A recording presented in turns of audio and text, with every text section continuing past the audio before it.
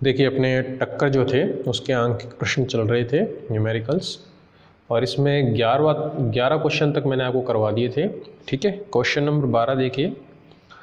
Question number 12 बोल रहा है एक कण को ऐसे सतह पर h ऊंचाई से गिराया जाता है जिसका प्रत्यावस्थन गुणांक e है, 100वें उछाल की ऊंचाई क्या होगी। देखिए अब कंपैरिजन समझ लीजिए। ठीक है, क्वेश्चन नंबर 12, 13, 14 और 15 को अगर आप देखें तो क्वेश्चन नंबर 12 में पूछ रहा है 100वें उछाल की ऊंचाई क्या होगी। तो देखिए मैंने आपको बताया था अगर किसी पिंड को अपन गिराते हैं किसी तल पर कितनी ऊंचाई से, h ऊंचाई से, और इसके बाद में ये पिंड उछलता है मान लो यहाँ तक और फिर नीचे आ जाता है। ये जो हाइट मानी अपन ने जब ये ऊपर गया वो कितनी मान ली अपन ने, h। तो प्रत्यावस्थान जो गुणांक होता है वो होता है h/h, यानी उठाव की जो ऊंचाई है वो बटा जो जिस हाइट से वो गिरा है वो। तो यहाँ से अगर आप देखें तो ये बराबर हो जाएगा उनके पास h इक्वल टू हो जाएगा e² h के। ठीक है, अब अगर मान लो इस फर्स्ट हाइट को मैं h1 मान लेता हूँ। ठीक है, फर्स्ट हाइट कितनी मान ली मैंने, h1 मान ली। अब इस गिराव को वापस अपन देखते हैं। तो जैसे देखिए पहले तो ये गिरा कैपिटल H ऊंचाई से और फिर ये वापस उछला कितनी ऊंचाई तक, h1 ऊंचाई तक। ठीक है, अब जब ये वापस नीचे गिरेगा तो अब की बार कितनी ऊंचाई से गिरेगा, ये h1 से, और अब की बार ये उठा मान लो कहाँ तक, h2 ऊंचाई तक। तो h1 और h2 में वही रिलेशन है जो h और h1 में है। ठीक है भाई, पहली कंडीशन में कहाँ से गिर रहा है, कैपिटल H हाइट से, और कहाँ तक उठ रहा है, h1 हाइट तक। दूसरी कंडीशन में h1 हाइट से गिर रहा है, कहाँ उठ रहा है, h2 हाइट तक। तो सेम इसकी तरह अपन लिख सकते हैं h2 जो है वो बराबर होगा e² × h1 के। अब h2 हाइट से वापस गिरा ये और कहाँ तक उठ रहा है, मान लो h3 हाइट तक ये उठ रहा है। तो h3 और h2 में यही रिलेशन होगा, e² h2। अब h3 से वापस ही गिर रहा है और फिर उठ रहा है कहाँ तक, h4 हाइट तक। तो h4 और h3 में यही रिलेशन होगा, e² h3। क्लियर। तो ये आपको समझ में आ गया होगा कि जब भी उठ रहा है तो उठने वाली ऊंचाई और गिरने वाली जो गहराई है यानी जो हाइट है, उन दोनों में जो रिलेशन होता है वो यही होता है बेसिकली। ठीक है, अब देखो यहाँ पर h1 की वैल्यू मैंने यहाँ पुट करी तो अपने पास कितना आ जाएगा, e² × e² h यानी e4h। ठीक है, फिर यहाँ पुट करी मैंने h2 की वैल्यू पुट कर दी तो ये आ गया अपने पास e6h। h3 की वैल्यू पुट कर दी, कितना आ गया, e8h। तो अगर आप इन सबको देखें, देखिए h1 बराबर क्या कितना है, e2h है, h2 बराबर कितना है, e4 है, 4 को मैंने लिखा 2 × 2h, h3 कितना है, 2 × 3h, और h4 कितना है अपने पास, 2 × 4h। तो बेसिकली जो यहाँ पर है वही यहाँ 2 से मल्टीप्लाई हो रहा है। फर्स्ट को भी अगर आप देखें तो 2 × 1 अपन लिख सकते हैं इसको। तो ये जो फॉर्मूला होता है, ठीक है, सबके लिए ये इस तरह से होता है कि n वही जो हाइट होती है, जो उठाव की nवीं हाइट होती है hn, वो बराबर होता है e⁻²n × h के। ठीक है, अब अगर आप यहाँ पहली बार उठाव देख रहे हैं तो 1 पुट कर दीजिए, दूसरी बार उठाव देख रहे हैं तो 2 पुट कर दीजिए, तीसरी बार उठाव देख रहे हैं तो 3 पुट कर दीजिए। तो ये एक स्टैंडर्ड फॉर्मूला है सबके लिए। अब सवाल जो है आपको वो बोल रहा है कि 100वें उछाल की ऊंचाई कितनी है, तो n बराबर कितना पुट कर दीजिए, 100। तो n बराबर 100 पुट करेंगे तो h100 जो है वो आपके पास आ जाएगा e200 × h। ठीक है, तो ऑप्शन नंबर सी जो है इसका आंसर हो जाएगा 12th का। ठीक है, नेक्स्ट क्वेश्चन देखिए 13th। क्वेश्चन नंबर 13 बोल रहा है एक पिंड को h ऊंचाई से गिराया जाता है और अनंत टक्कर के बाद विराम स्थिति में आता है। यदि प्रत्यावस्थान गुणांक e हो तो पिंड द्वारा तय की गई दूरी का मान क्या होगा। ठीक है, ये सवाल है आपके पास। चलिए देखिए 13वां क्वेश्चन है। तो h हाइट तो ये गिर रहा है पहले स्टार्टिंग में, अब क्या होगा कि वापस उठा मान लो कहाँ तक, h1 हाइट तक उठा। अब ये वापस जाएगा, H1 हाइट कवर करेगा और फिर ये उठेगा कहाँ तक, H2 हाइट तक, फिर ये नीचे आएगा H2 हाइट, फिर ये कहाँ तक उठेगा, H3 हाइट तक, फिर गिरेगा। इस तरह से प्रोसेस चलती रहेगी जब तक ये रुक नहीं जाए। अपन को निकालिए टोटल कितनी डिस्टेंस कवर करेगा जब ये रुक जाए तब तक। तो देखिए डिस्टेंस जो है, दूरी अपन का है टोटल, बराबर क्या होगी, पहले तो सिर्फ नीचे आ रहा है तो H हाइट प्लस अब ये कहाँ उठ रहा है, ऊपर उठ रहा है तो H1 हाइट भी जुड़ेगी। अब ये वापस नीचे आएगा तो H1 तो उठने वाली और H1 गिरने वाली कितनी हो गई, 2H1। फिर अब ये वापस उठ रहा है कहाँ तक, H2 तक, फिर नीचे गिर रहा है H2 तक, तो कितना हो गया, 2H2।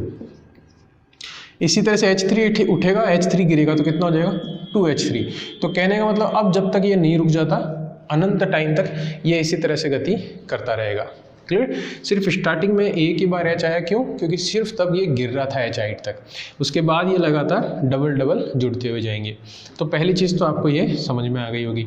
दूसरा देखिए, अपन ने फॉर्मूला लिखा था कि HN जो हाइट होती है अपने पास, HN ये बराबर होती है e⁻²n इंटू H के। तो यहाँ से H1, H2, H3 इन सब की वैल्यू आप यहाँ पुट करते हुए जाएंगे।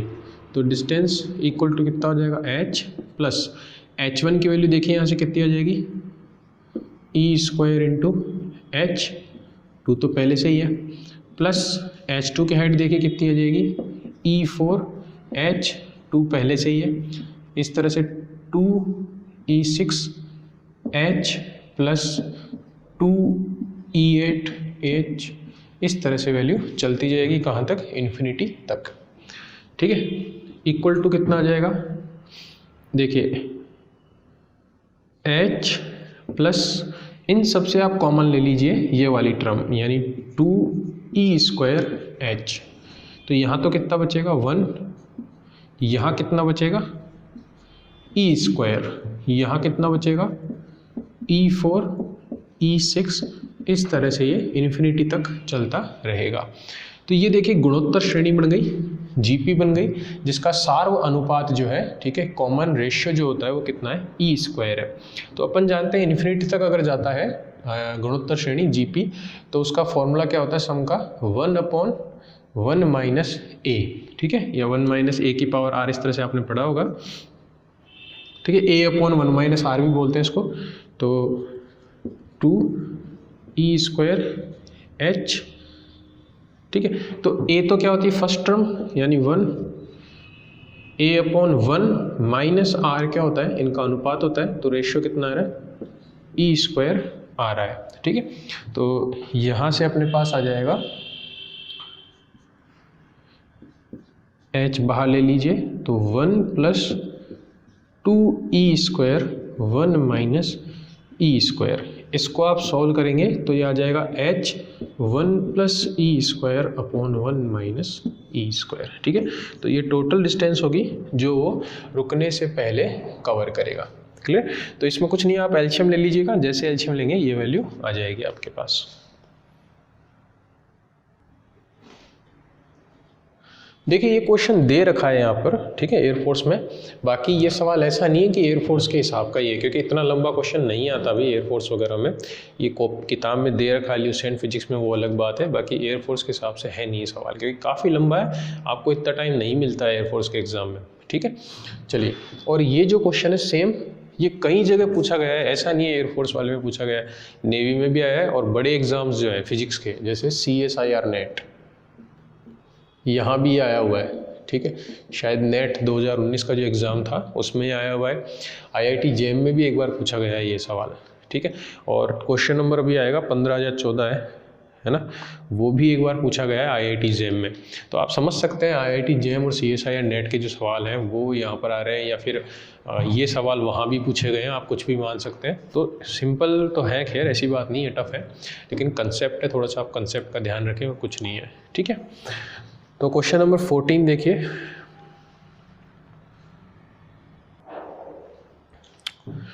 नेक्स्ट क्वेश्चन देखिए, 14वां क्वेश्चन है। एक पिंड है t सेकंड में h ऊंचाई से गिरता है, सतह का प्रत्यावस्थान गुणांक जो है वो e है, स्मॉल e। तीसरे उछाल के बाद कुल चढ़ाव काल क्या होगा। देखिए क्वेश्चन नंबर 9 जो था, अगर आपको याद हो तो मैंने उसमें कहा था कि आंसर जो होगा T2/T1 होगा उसमें, है ना। और कि बुक में जो दे रखा है वो दे रखा था T1/T2। तो मैंने आपको कहा था कि आंसर लाने के लिए भी अपन कैलकुलेशन नहीं करते, जो सही होता है फिजिक्स में उसी को सही मानते हैं अपन लोग। तो क्वेश्चन नंबर 14 अगर आप देखें या क्वेश्चन नंबर 15 अगर आप देखें, वो तभी सही हो सकता है आपका जबकि क्वेश्चन नंबर 9 में आंसर T2/T1 हो। क्लियर। तो देखिए ऐसा नहीं होता कि भाई आंसर लाने के लिए आप कुछ भी मान लें, जो सही है वो है। ठीक है। तो देखिए क्वेश्चन नंबर 14 को देखते हैं अपन। तो अपन ने कहा था कि कोई पिंड अगर गिर रहा है h हाइट से, तो मान लो इसको टाइम कितना लग रहा है T1 जब ये गिर रहा है, और जब ये वापस उठ रहा है, ठीक है, तो इसका टाइम कितना है उठने का T2 जो h1 है।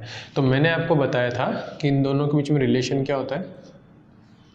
अगर ये √h हो तो ये होता है h/h, या फिर ये होता है T2/T1, यानी उठाव का समय बटा गिराव का समय होता है T2/T1। ठीक है। तो यहीं से होगा ये सवाल। देखिए तो यहाँ से एक जनरल इन्फॉर्मेशन अपन को मिलती है कि जो उठाव का समय है T2 वो बराबर है E/T1 के। क्लियर। अब मान लो ये नीचे आया वापस और फिर ये उठा किसी हाइट तक, टाइम कितना लिया T3। तो अब T3 और T2 में जो रिलेशन है वही किस में है, T2 और T1 में। तो T3 जो है वो बराबर आप लिख सकते हैं E/T2 के। जब ये वापस नीचे आएगा फिर ऊपर चढ़ेगा, तो मान लो टाइम कितना ले रहा है T4। तो अब की बार T4 बराबर कितना हो जाएगा E/T3 हो जाएगा। इस तरह से आगे चलती रहेगी सीरीज। तो यहाँ पर आप वैल्यू रखिए, T2 की वैल्यू मैंने यहाँ पे रखी, कितना हो गया E² T1। यहाँ T3 की वैल्यू पुट कर दीजिए, कितना हो जाएगा T3 e⁻³ T1। ऐसे T5 बराबर क्या हो जाएगा E⁻⁴। T4 की वैल्यू पुट कर दो तो e⁻⁴ T1।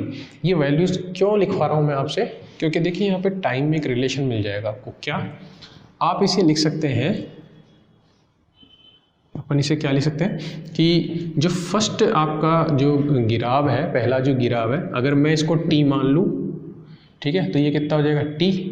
इसको मैंने मान लिया T1, पहला उठाव, ये हो गया T1। ठीक है। फिर इसको मैंने बोल दिया दूसरा उठाव T2, तो ये हो जाएगा T2। ये कितना हो जाएगा T1, ये T। ठीक है। इस तरह से अपन एक एक समय से कम कर देते हैं।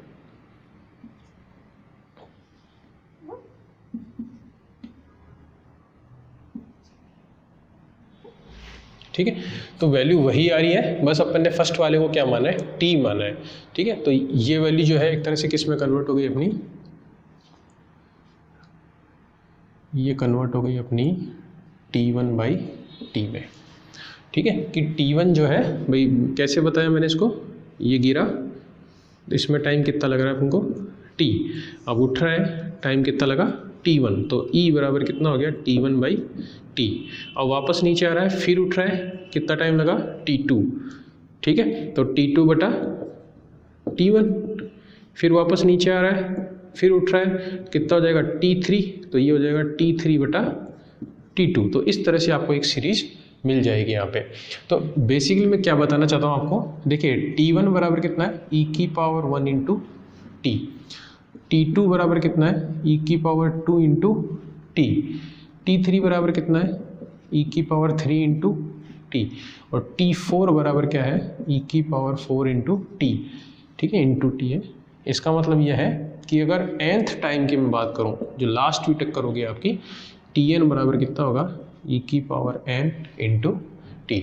अब आपको सवाल बोल रहा है कि तीसरी उछाल के बाद चढ़ाव काल क्या होगा, तो n बराबर कितना रख दीजिए 3 रख दीजिए, तो T3 की वैल्यू कितनी आ जाएगी E3T हो जाएगी। क्लियर। तो ऑप्शन सी जो है इसका आंसर हो जाएगा, इसमें भी यही दे रखा है। चलिए फिफ्थ क्वेश्चन देखिए, 15वां का सवाल है। बोल रहा है एक पिंड है, उसको किसी ऊंचाई से गिराते हैं, T सेकंड बाद दृढ़ सतह से टकराता है, प्रत्यावस्थान गुणांक E है, अनंत प्रत्यास्था टक्कर के बाद यह विराम में आता है तो कुल समय क्या होगा। तो यही सवाल दे रखा है अपन को, ठीक है। स्टार्टिंग में टाइम क्या दे रखा है, टी दे रखा है, फिर अपन ने T1 T2 T3 सब जोड़ रखे हैं अपन ने सारी वैल्यू। बस एक चीज़ का फ़र्क आएगा, वो क्या, यहाँ पे कुल समय पूछा है। तो कुल समय में क्या फ़र्क आएगा कि देखो जब ये गिर रहा है तब तो टाइम कितना है, टी। एक बार ये हटा देता हूँ मैं आपको, देखिए 15 सवाल है, ठीक है। तो देखिए पहले गिर रहा है, टोटल टाइम आपसे पूछ रहा है रुकने तक का, तो पहले गिर रहा है तो टाइम कितना लग रहा है, टी प्लस। अब ये ऊपर उठेगा, टाइम कितना लगेगा, T1, फिर वापस नीचे आएगा तो भी टाइम कितना लगेगा, T1, क्योंकि आप लोगों ने पढ़ा है किसी पिंड को उठने में जितना टाइम लगता है उतना ही टाइम गिरने में भी लगता है। तो T1 समय में अगर वो उठ रहा है तो T1 समय में ही गिरेगा भी। तो उठने और गिरने का नेट समय कितना हो गया, 2T1। इसी तरह से T2 टाइम वो वापस उठने में लगाएगा और T2 नीचे गिरने में लगाएगा, तो टोटल टाइम कितना हो जाएगा, 2T2। फिर T3 टाइम उठेगा, T3 टाइम ही गिरेगा, तो 2T3। तो ये जो है इस तरह से सीरीज आपकी चलती रहेगी इन्फिनिटी तक। अब आप वैल्यू पुट कर दीजिए, तो T प्लस 2, T1 की वैल्यू पुट कीजिए, कितनी थी, E इंटू टी। T2 की वैल्यू पुट कर दीजिए, कितना हो जाएगा, E स्क्वायर टी। T3 की value E cube into T. T4 की वैल्यू, इस तरह से ये चलता जाएगा।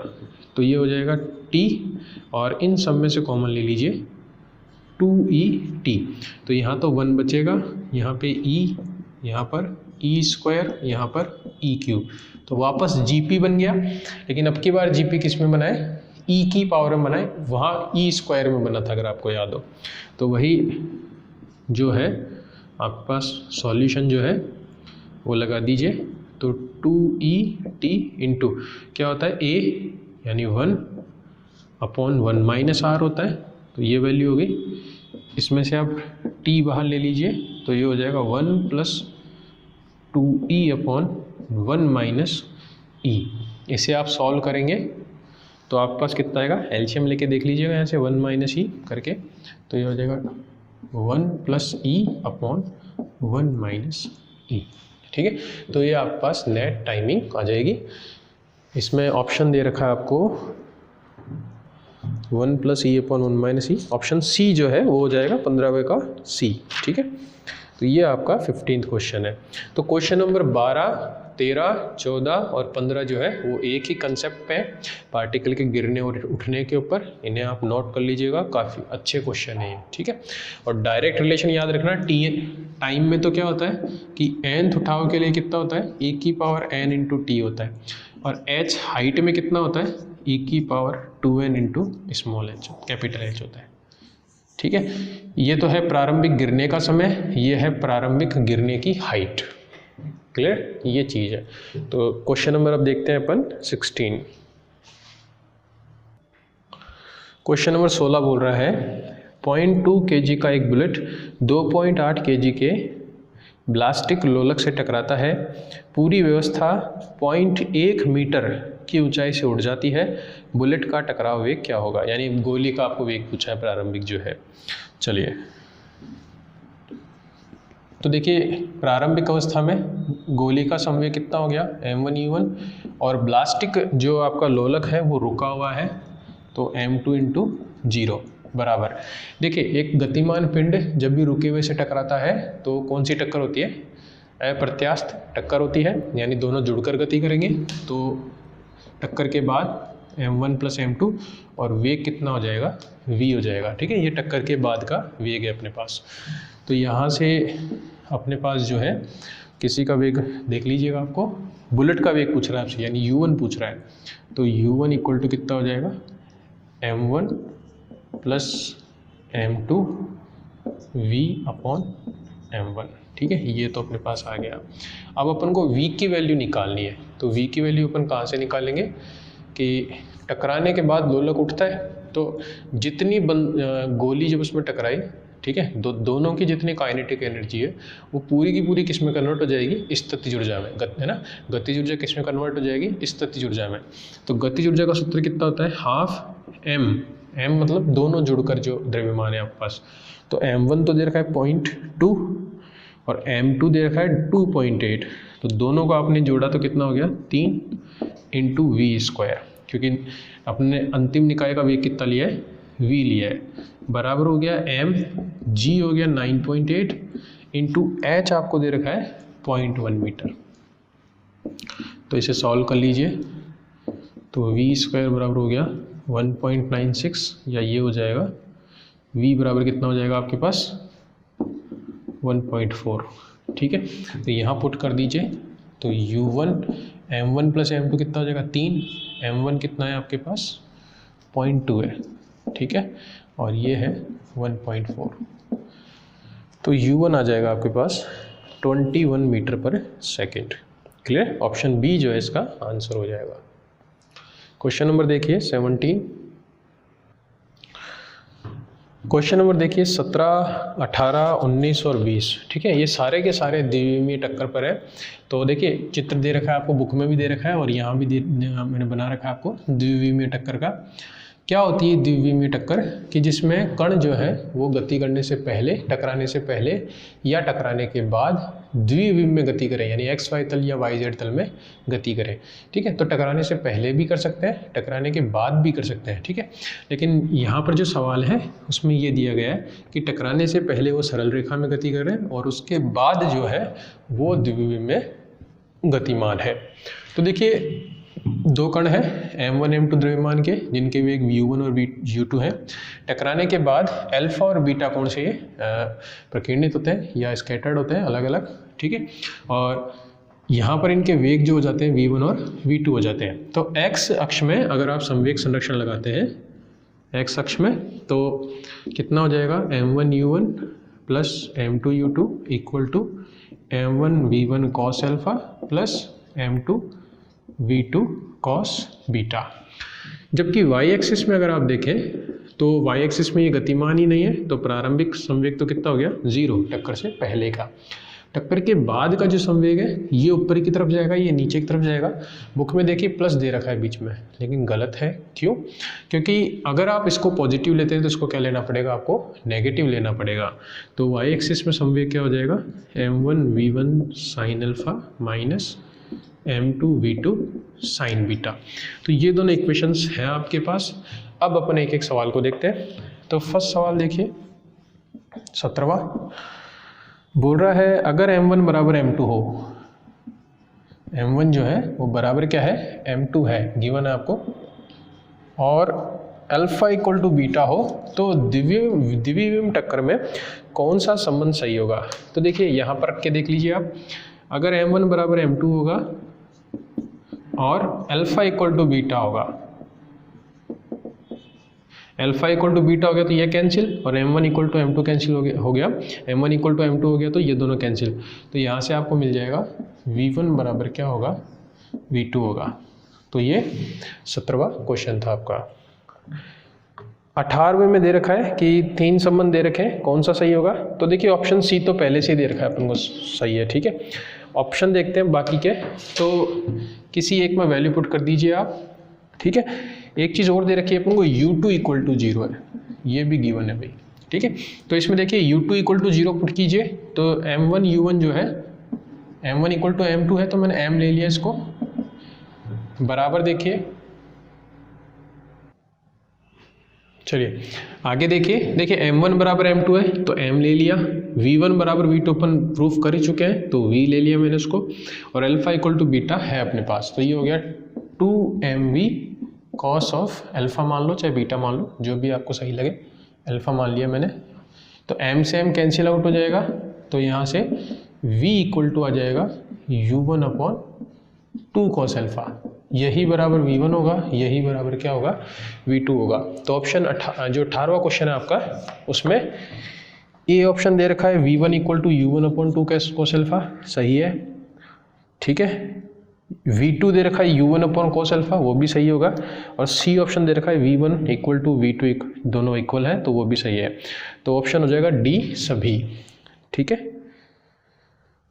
19वां सवाल है, 5 kg की गेंद है, 20 सेंटीमीटर प्रति सेकंड के वेग से गतिमान है। 5 kg की गेंद है, 20 सेंटीमीटर प्रति सेकंड के वेग से गतिमान है। और उतने ही द्रव्यमान के दूसरे गेंद से टकराती है। टकराने के बाद दोनों जो है 45 डिग्री के कोण पर गति करती हैं, तो टक्कर के बाद वेग क्या होगा। तो देखिए आपसे पूछ रहा है टक्कर के बाद वेग, यानी v1 निकाल लो चाहे v2 निकाल लो, तो ये आपको सिर्फ ये लगाना है फॉर्मूला, कुछ नहीं करना आपको, ठीक है। तो जो भी है इसमें 20 सेंटीमीटर पर सेकेंड के हिसाब से आप यहाँ लगा दीजिएगा, तो आपका आंसर आ जाएगा।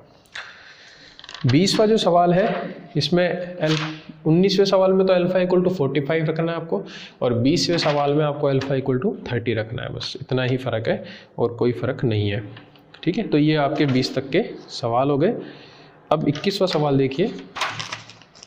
21वें सवाल में आपको बोल रहा है 50 kg का पिंड है, 10 मीटर प्रति सेकेंड के वेग से उसी द्रव्यमान के स्थिर पिंड से टकराता है और दोनों सटकर गति करते हैं, तो वेग का मान क्या होगा। तो देखिए यहाँ पर सीधी अप्रत्यास्थ टक्कर दे रखी है आपको, ठीक है। अप्रत्यास्थ टक्कर में लास्ट में जो निकाय आता है उसका वेग कितना होता है, m1 u1 plus m2 u2 upon m1 plus m2। तो प्रारंभिक द्रव्यमान आपको दे रखा है 50 इंटू u1 दे रखा है 10, बोल रहा है उसी द्रव्यमान के स्थिर से टकराता है, तो स्थिर है तो u2 0 हो गया बटा 50 पहले पिंड का, 50 दूसरे पिंड का, कितना हो गया 100। इसे सॉल्व करेंगे आप तो आंसर क्या आ जाएगा, 5 हो जाएगा। तो ऑप्शन बी जो है इसका आंसर होगा 5 मीटर पर सेकेंड। तो ये आपके क्वेश्चंस ख़त्म होते हैं सारे, ठीक है, 21 तक ख़त्म हो गए। नेक्स्ट जो सेक्शन है वो है घूर्णन गति तथा जड़त्वाघूर्ण, ठीक है, rotational mass end moment of inertia, तो उसके सवाल भी अपन करेंगे। थैंक यू, ठीक है। कोर्स अगर आप चाहें लेना तो आप जो ऐप है वो डाउनलोड कर सकते हैं ट्रिनिटी की, ठीक है। काई ट्रिनिटी के नाम से आप सर्च कर लीजिएगा, काई ट्रिनिटी गूगल स्टोर पे कुछ ऐसा सिंबल जो है आपको मिल जाएगा ऐप में, ठीक है। तो वो आप डाउनलोड कर लीजिएगा ऐप, और नहीं तो जो आपका लिंक जो अपना क्या कहते हैं डिस्क्रिप्शन है वीडियो चैनल का, तो डिस्क्रिप्शन में भी आपको मिल जाएगा ऐप का लिंक, तो वहाँ से आप डाउनलोड कर सकते हैं, ठीक है। और भी बहुत सारा कंटेंट जो है उसमें आपको मिल जाएगा, तो आप चेक कर सकते हैं उसे, ठीक है। Thank you.